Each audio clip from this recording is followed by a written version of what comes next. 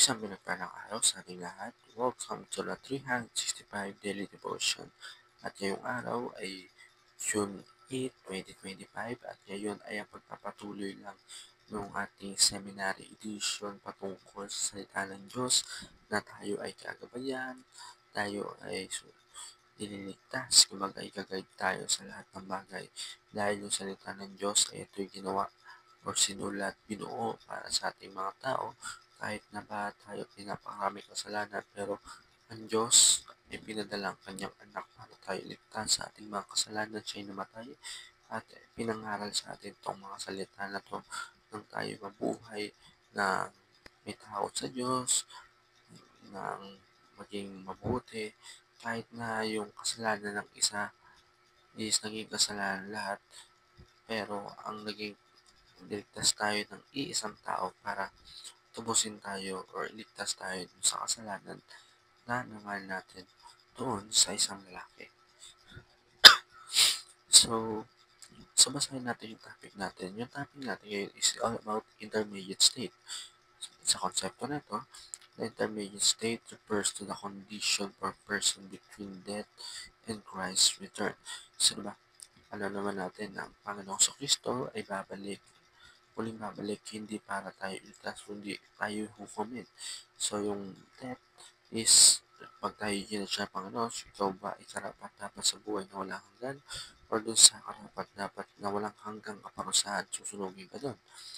For a believers, it is a conscious and joyful present with the Lord. True, not yet in the fullness of resurrection glory, it is not the final state, but a temporary one, as we await the day when Jesus will raise our bodies in victory. This truth gives hope and comfort as we crave life and wait.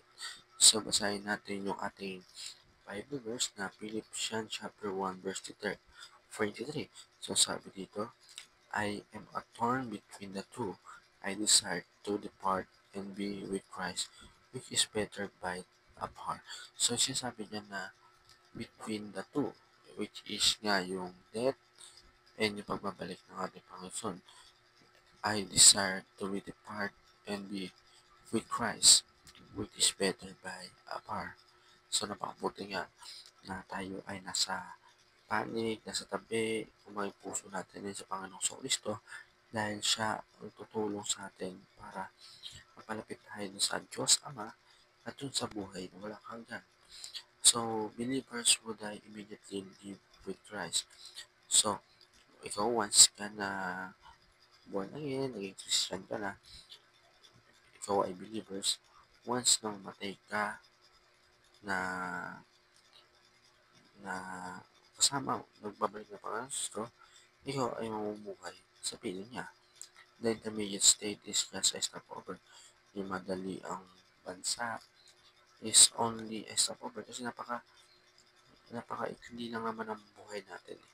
Naman sa mundong ito, napaka 1/4 lang yan kumpara mo dun sa ilang kilo na haba, ilang kilometro na haba, di ba?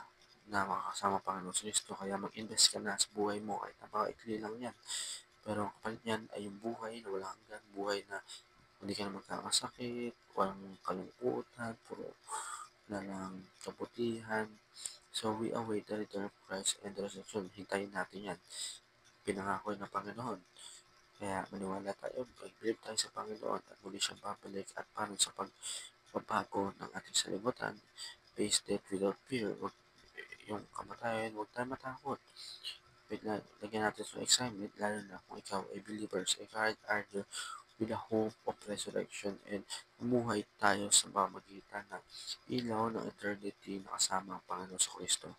So, alam po para sa araw to, na meron tayo natulang sa ating pananampakinig. God bless to all.